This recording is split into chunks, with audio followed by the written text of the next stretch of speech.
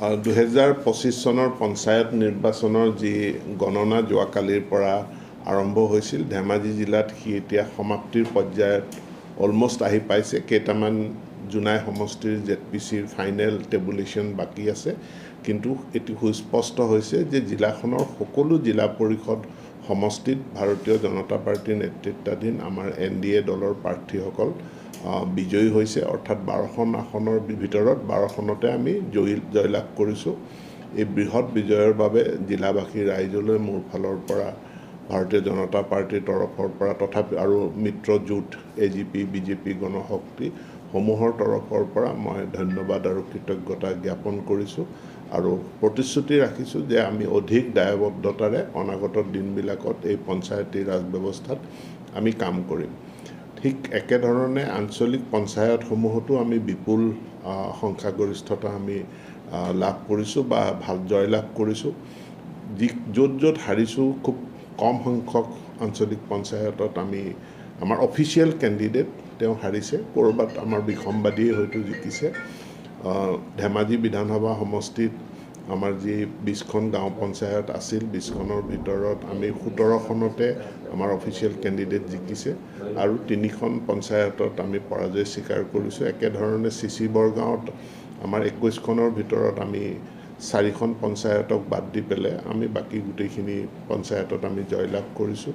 ঠিক একেধৰণে জোনাই সমষ্টিৰ 24টা যি গাঁও পঞ্চায়ত আছিল, 24টাৰ ভিতৰত 20টা গাঁও পঞ্চায়ততে আমাৰ আঞ্চলিক পঞ্চায়ত সদস্যা জয়যুক্ত হৈছে আৰু ইয়াত যিসকল আমাৰ ৱাৰ্ড মেম্বাৰ সদস্যা জয়লাভ কৰিছে তেওঁলোকলৈও আমি দলৰ তৰফৰ পৰা আমি শুভেচ্ছা, আমি অভিনন্দন জ্ঞাপন কৰিছোঁ। আমি ৱাৰ্ড মেম্বাৰ গাঁও পঞ্চায়তৰ তাত আমি কোনো দলীয় টিকেট লৈ নিৰ্বাচনত অংশগ্ৰহণ কৰা নাছিলোঁ। গতিকে সকলো কেণ্ডিডেটে তেওঁলোকে নিৰ্দলীয় হিচাপে প্ৰতিদ্বন্দ্বিতা কৰিছে। গতিকে তাত আমি মিত্ৰ দলে ইমান পালোঁ বা বিৰোধীয়ে ইমান পালে, এই হিচাপটো আমাৰ তাত নাই। যিসকল জয় হৈছে তেওঁলোকলৈ আমাৰ তৰফৰ পৰা অভিনন্দন জ্ঞাপন কৰিছোঁ আৰু খুব শান্তিপূৰ্ণভাৱে সুকলমে এই পঞ্চায়ত নিৰ্বাচন অনুষ্ঠিত হ'ল আৰু ভোট গণনা প্ৰক্ৰিয়াটো জিলা প্ৰশাসনে সুন্দৰভাৱে তেওঁলোকে এটা শৃংখলাবদ্ধভাৱে সমাপন কৰিছে।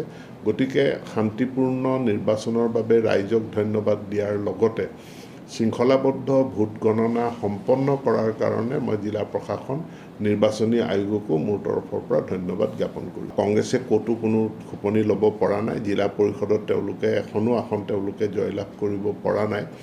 1-2খন আসন আঞ্চলিক পঞ্চায়তত তেওঁলোকে জয়লাভ কৰিছে, তাকো কোনোবাই ক'ৰবাত টিকেট নাপাই পেলাই বা আনক তেওঁলোকে প্ৰাৰ্থিত্ব দি জয় কৰিছে। অৰ্থাৎ তাত জয়লাভৰ ক্ষেত্ৰত কংগ্ৰেছ দলটোতকৈ সেই প্ৰাৰ্থীজনৰ ভূমিকাটো বেছি। গতিকে প্ৰাৰ্থীজনকহে আমি জয়লাভ কৰিছে, সেইটোহে আমি ক'ম যে সেই প্ৰাৰ্থীজনৰ এটা বিশেষত্বৰ কাৰণে তেওঁ জয়লাভ কৰিছে। কংগ্ৰেছ দলৰ নামত তেওঁলোকে জয়লাভ কৰা নাই। 2021 চনৰ যি বিধানসভা নিৰ্বাচন আছিল, তেতিয়া ধেমাজি সমষ্টিত আমাৰ প্ৰধান প্ৰতিদ্বন্দ্বীয়েই আছিল অসম জাতীয় পৰিষদ আৰু তেওঁলোকে তেতিয়া 54,000 ভোট পাবলৈ সক্ষম হৈছিল। গতিকে সেইটো তুলনাত তেওঁলোক কংগ্ৰেছ নহয়, ইয়াত ধেমাজিত কংগ্ৰেছ নহয়, অসম জাতীয় পৰিষদ প্ৰধান প্ৰতিদ্বন্দ্বী দল আৰু প্ৰতিদ্বন্দ্বী দল হিচাপে, প্ৰাৰ্থী হিচাপে তেওঁলোকে প্ৰতিদ্বন্দ্বিতা আগবঢ়াইছিল। তাৰ তুলনাত আজি তেওঁলোকৰ পাৰফৰ্মেঞ্চ স্তিমিত। তেওঁলোক মাত্ৰ কেইটামান পকেটত সীমাবদ্ধ হৈ আছে।